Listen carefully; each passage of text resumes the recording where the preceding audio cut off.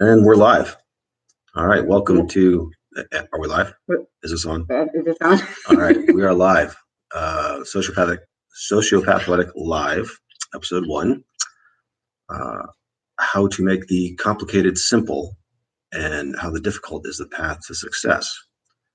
I am Noble Brown. This is, and we are going to do a brief introduction in this video, tell you why we're the people to help you out with this, and we're going to lay out the format for this series going forward. We're going to try to do this once a week. What we're going to do is talk about a hot topic of the week. We're going to talk about a solution of the week. And then we're going to take your questions and whatever else comes up. We're going to talk about pendulums. And we're going to talk about pendulums because she likes pendulums. It's a good way to think of things. She learned how to pronounce pendulum like 5 seconds ago. It's not spelled the way that it's not phonetically spelled. It's not a pendulum is not a it's not, well, it kind of is. Speak up in the chat. If Ivan Throne is watching, can you read my lips and understand the word pendulum, or is it a mystery? So, talking about the pendulum, I feel like we should have an illustration for this. But when we talk about opposite energies, so like I posted a thread earlier this week on the difference between creation and destruction, and they're on opposite ends of a scope, and you can call that a pendulum. And what's in between, and like the average is in between, and we don't want to necessarily be average. We want to operate on the edges of the extremes. So we're going to use that to talk about the difference between complicated and simple and difficult and easy, because a lot of people get complicated and difficult mixed up. And complicated means you have to have a high level of experience or education to understand a concept. That's the best way that I can boil it down for you. So essentially, if something is complicated, it takes a certain degree of effort and understanding and intelligence to know what it means. Whereas if something is simple, a child can do it. So what in your lifetime has been complicated? Can you think of something that has been complicated? Because early in my life, when I was much younger, learning anything, I mean, you and I are very different when it comes to learning and obtaining intelligence, knowledge. And I found it very it was very complicated to me, and I had to break it down to be simple. So what has been complicated for you? Easy, like calculus is complicated. Oh, Latin is complicated. Requires probably couldn't do calculus right now on the spot if you put a gun to my head, but I don't have a gun handy, but I have a katana. We do. Katana. Oops. Yeah. Japanese is complicated. Chip.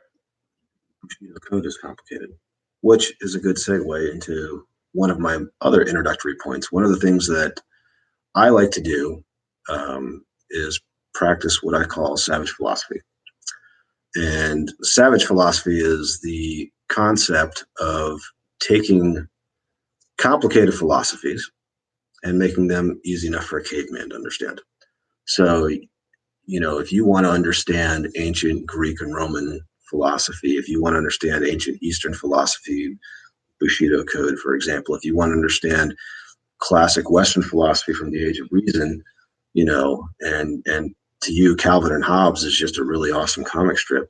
And it is a really awesome comic strip for you young ones. Then we do. It's in the bookshelf behind us, by the way. We welcome your comments on the library. Maybe we'll switch the books up every week so you can see something different behind us. And maybe we'll make like a scavenger hunt. Identify the new book. This is a live broadcast.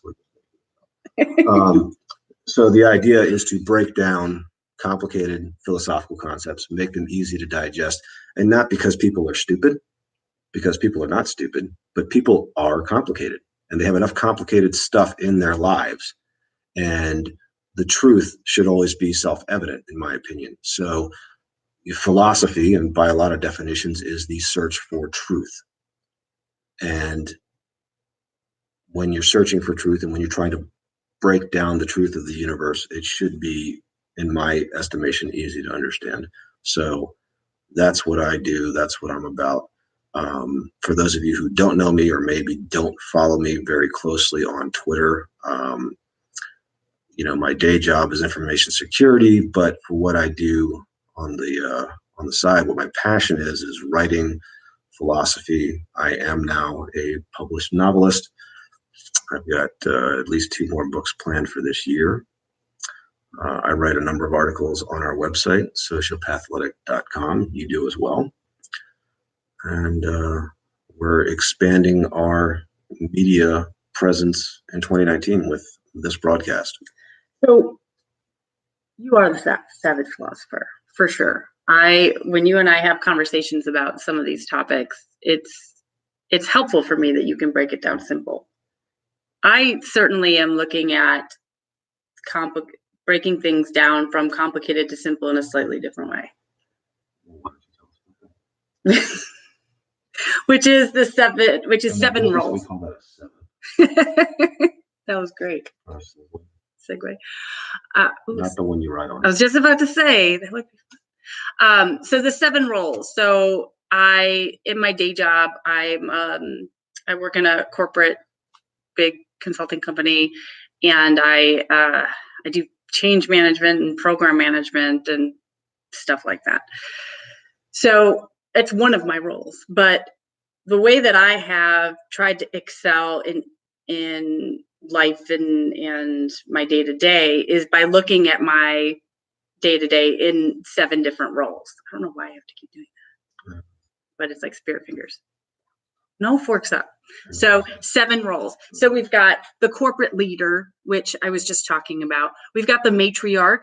So obviously my role is a mother with my son Isaac. We've got the queen. So in the household, making this a home, that's part of my roles. An athlete, I do a lot of athletic activities along with Derby. Entrepreneur, obviously this, goddess and angel, I'll get into at another time. But those 7 roles are a way that I break things down with myself, and that I help other women that I talk to. I mean, I would say that we both kind of speak to our own gender a bit. I mean, I'm not saying we don't cross the streams, but it's applicable to both. That was a reference to you, Bobby Dino. If you're watching this, what are you doing starting a live stream at the same time I am? I thought we were bros. So getting back to your point about masculine and feminine roles here, obviously a lot of people in the quote unquote manosphere, or whatever corner of Twitter you call it that we're in, feel very strongly about that, and that men should be men and women should be women. And that doesn't mean that either gender is superior or weaker or anything like that. It means that we're different, and it's okay that we're different. And those differences are best understood by both sides of the spectrum. So a woman like you is better suited to explain to another woman, hey, I want to balance all these, as you call them, 7 roles in my life. How do I do that? You're going to write the book on that. For me, I'm going to... Really? You just put that out there? Yeah, she's writing a book, maybe 4 books.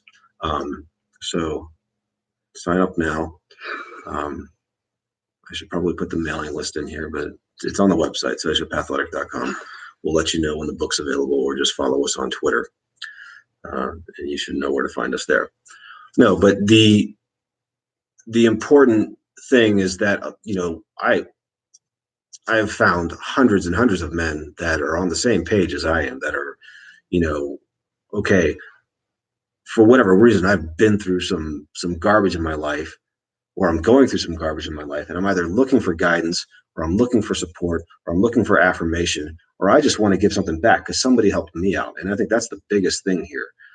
One of the things that, guys always talk about is like, hey, this is like a brotherhood. This is a war we're in, whether it's a spiritual war or, some other more esoteric, type of war. But the point is that you don't leave your brothers behind. So, and that really appeals to me. Guys like Ivan Throne and Hunter Drew are really awesome at that. They'll always, look back and put the hand back to help another brother over the wall. When somebody's going through stuff, but not in a manner where, we're just going to be pitying anybody or doing things for them. It takes hard work. It does. And that's the thing is like when we recognize people that are doing the work, then we're going to help that guy out, or you're going to help that woman out. Is when you can see like, hey, this individual is struggling. They just need a break. They just need a boost. Whatever we can do to help them out.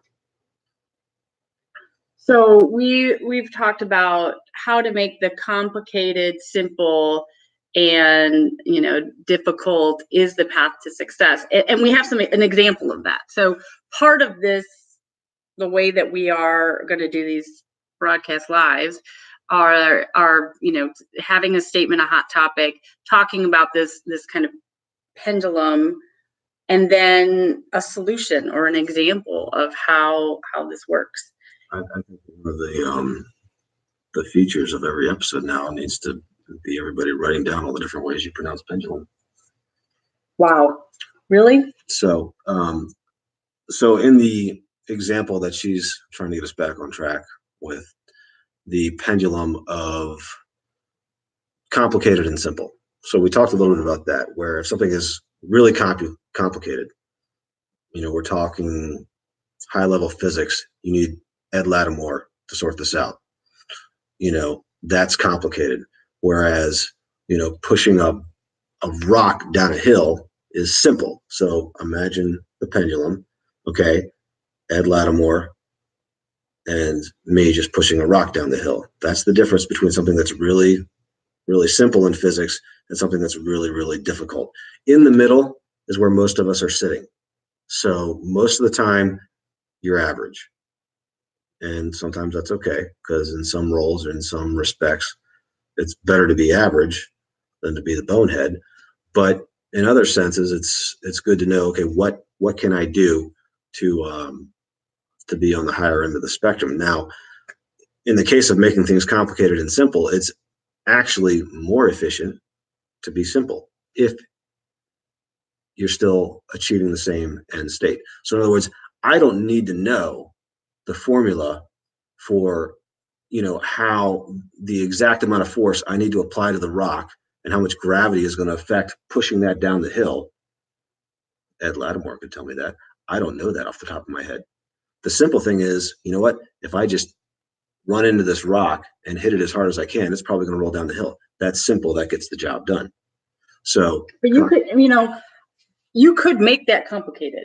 I could. You could overthink it, and you could completely make it complicated when it's really just pushing a rock down. Exactly.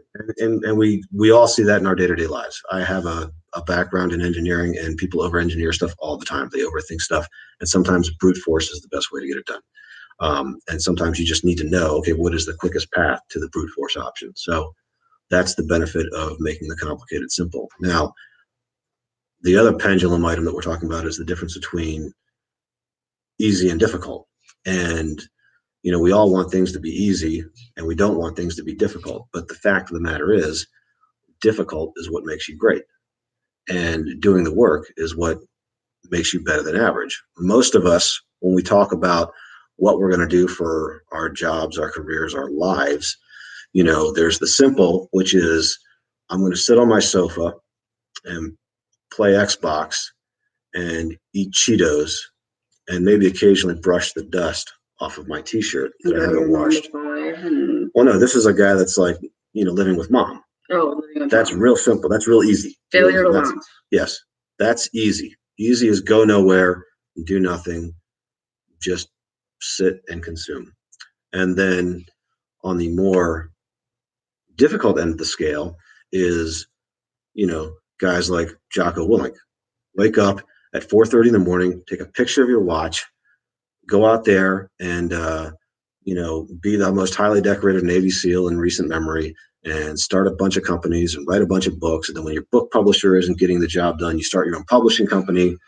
And And while you're at it, you're gonna go on Joe Rogan's podcast. There's probably some people in his life potentially that have said, "You're crazy. That's going to be so difficult to do create a publishing company." Yeah, I think what he would probably do is terminate those people from his life because he doesn't need that kind of negativity.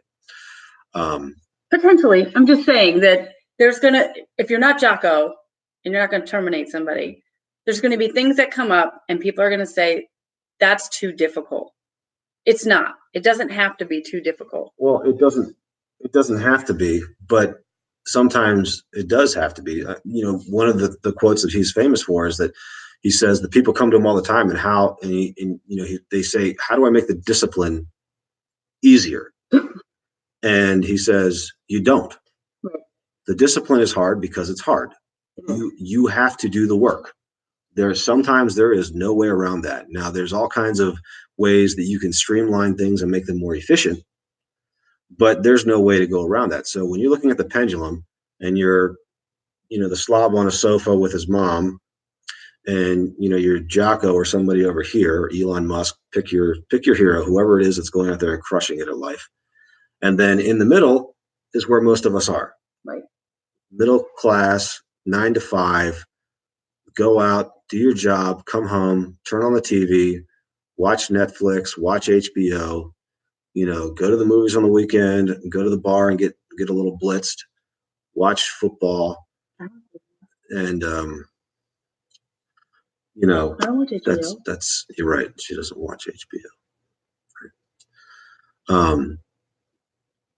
This is not an endorsement for HBO. We don't even have TV. We don't even have TV. You're right. We don't. So that's where most people are. And in fact, it's very easy to get sucked into those distractions. One of the reasons you just mentioned, we don't have TV. Part of the reason we don't have TV is because we don't want to watch TV. It's a distraction. It is a distraction. It will absolutely.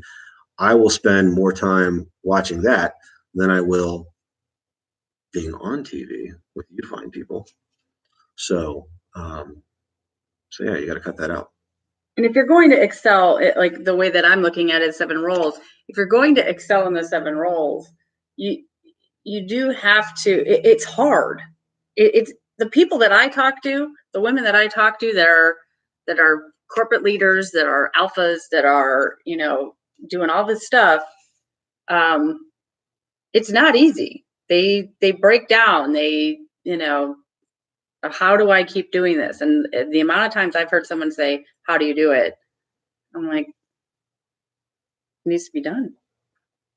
So, well, and a lot of people struggle with that. And it's, it used to be commonplace that hard work and a strong work ethic was the American way. And we've kind of gotten away from that because nobody's rewarded for hard work as much. I think you are still rewarded, but what's worse is that you're not punished as much for lack of work. Everybody gets a trophy. So you have kids that are raised up, and I'm not criticizing younger generations because it happened when I was a kid. You would join Little League and you would go out and you would play football and you could finish, 4th out of a league of 6 and you still take home a trophy. Why is that? You didn't actually achieve anything. You were actually below average, but you got a trophy. So, we only got revenge in swimming. Well, 1, 2, and 3. Yeah. And you shouldn't get anything for below that. And the only trophies that. Thank you for sharing that. She was an athletic, competitive swimmer. She was also president of her sorority. Is there anything else you would like me to brag about? Humble brag? Humble brag. Whatever it takes. So the only trophies and awards I've actually kept in my life were the ones that I felt like I earned. And that wasn't like by design. You just kind of know when you earn something and when you haven't. The problem is we're raising generations, not just one generation. It's not just the millennials. I'm a Gen Xer and we had the same problems. We're raising all these generations of kids now. There's 2 or 3 generations deep into this. Everybody's a snowflake. Everybody is special. Well, and we've come to the average is fine. Right. Average or a little bit below average. It's okay. Yeah. That's okay. We accept a lot of mediocrity in society, so we're not about that life. No. That's what we're here for. So getting back on track, because we're approaching the 20-minute mark on this broadcast, and I don't know how long we were planning. Really, she's the one that's got to stop my filibuster when I start going off on a rant. So, one of the other segments that we want to do on this is talk about successes of the week, where we've seen people apply either directly or indirectly tools that have made them more successful. And the best example that I could come up with, it was a great example, is a few weeks ago, we met one of our mutual followers. He is at Quincinerate on Twitter. So go out and follow him. That's Quincinerate with a Q. Like, we'll put it in the. It'll be in the notes. And so we're in Rancho Cucamonga with my brother, and That's in California. That's in California for those of you that don't know Southwestern geography. And I put anytime we travel, we put the word out like, hey, if anybody's in the area, we're here. Because I'm always about. It's so great to meet people it really in person that you've met on Twitter. It's really awesome. So and every single person that we've met that we started on Twitter has been even more awesome in person. Yeah. And I know guys say that all the time. Alexander Cortez has his meetups. Ivan Throne has his meetups. Ralph Napolitano has his meetups. I know that Johnny. Well, yeah, we met him. But he meets up with people. Yeah, Dr. T's had his meetups. There's people that have met people, and they all say the same thing, and it's all 100% true. When you meet somebody that you started out online, they're just as awesome, if not better, in person. And so get out and do that if you have the opportunity. Absolutely, because you will not be disappointed. So we met Quincy, and he had an outstanding jacket. If Tanner Guzzi could have seen his jacket, wow, unbelievable! It was good. It was literally on fire, and he's made some big changes in his life to simplify things, to cut out the complicated mess, and he's got big goals for 2019. And I'm shouting him out now because now, dude, you are accountable. I've done you a favor, and you're going to hate me for it. But he basically told me that he wants to write something like 1,000 words a day. And I said, if you're producing that kind of content, you need to be publishing it somewhere. And, we shared some ideas about where to go with that. And he took it and ran with it. And he's published his first article on Medium this week. Mm-hmm. So you can find that on medium.com. Thank you for caring. Thank you for caring is the title of the article. All about accountability and common sense. Yep. It's a great article. I retweeted it as soon as I saw it. I read it. It's awesome. Quincy A. Venter. That's the author. So you can find on Medium if you're a Medium user. Yeah. So go out and search for that. Again, we'll drop a link later after the broadcast. But that is our success of the week. And it helps to talk about your goals out loud, because then someone starts holding you accountable. And that's what gets you above average. It does. And make ridiculous goals. Go out and tell people, hey, I'm going to go, make $2,000 on my drop shipping business, or I'm going to write, as much as Adam Lane Smith does in a month, which I can never do. That dude, seriously. He's probably already written 3 sequels to Burrito Avenger. So, but make those big lofty goals. And have somebody who is going to push you a little out of your comfort zone and tell everybody that you're going to write a book. Yeah. When you've never written a book. Yeah. And get it out there, and then talk to other people that have done it, because they will most likely tell you, yeah, it's not that hard. You just got to do the work. It's not complicated. Writing a book was not complicated. Just had to do the work. It was just difficult. So it was. And you went to people that had done it before. I did. I had the benefit of talking to a number of people that had done it, and they were all super helpful. And it was great. One last thing. Yes. Before we close up. So this is a business, and we do need to monetize this in one way or another, but we're not going to beg you for money. We don't have a Patreon, and there's no PayPal link. There's no Venmo. But what we want to do is start by having sponsorships that are helpful to you. So this week's episode will be brought to you by the almost best-selling novel, The White Arrow, which is my first novel. It's available on Amazon in Kindle and paperback. That's really cheap. Go out and buy it. And please leave me a review. If you're dying to read it and you cannot afford to pay $3 for the Kindle, let me know. I will send you a copy for free as long as you promise to leave me a review on Goodreads or Amazon or both. So yeah, we want you to read the book. But what we want to do going forward is that in future episodes, if you're watching this and you have a product or a service that you want to promote and we can help you do that, then all we're asking is that you give us a copy, whether it's a copy of the product, a copy of the service, whatever, not for ourselves, but we'll give it away. So it'll be similar to our Christmas contest where we went out and we bought a bunch of the stuff that we like, that we think is awesome. That was all made by people that we met on Twitter over the last 6 months. And we had a contest to give that stuff away. Yeah. So we're going to do a contest every week that we have a sponsor. I'm not going to buy stuff every week for you guys.